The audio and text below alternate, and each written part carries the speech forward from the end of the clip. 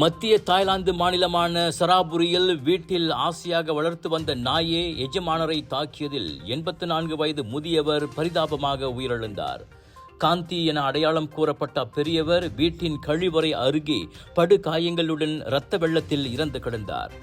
அவரின் வலது கை முட்டி துண்டாகி காணாமல் போயிருந்தது. ஒருவேளை நாயே அதனை கடித்து தின்றிருக்கலாம் என போலீஸ் சந்தேகிக்கிறது.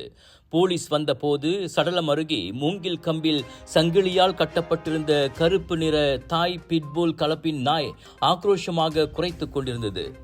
பிளாக் எனும் அந்நாயை குட்டியாக இருக்கும் போதிலிருந்து தனது தந்தை பாசத்தோடு வளர்த்து வந்ததாகவும் கடைசியில் அதுவே உயிருக்கு உலையாக அமையும் என தாம் எதிர்பார்க்கவில்லை என்றும் முதியவரின் மகன் கூறினார். இவ்வேளையில் நீண்ட நேரத்திற்கு சங்கிலியால் கட்டி போடப்பட்டதால் ஏற்பட்ட மன உளைச்சலால் நாய் நிதானம் தவறியிருக்கலாம் என போலீஸ் நம்புகிறது. முதியவரின் மரணத்துக்கான உண்மை காரணத்தை கண்டறிய சடலம் சவப்பரிசோதனைக்காக மருத்துவமனைக்கு அனுப்பப்பட்டுள்ளது.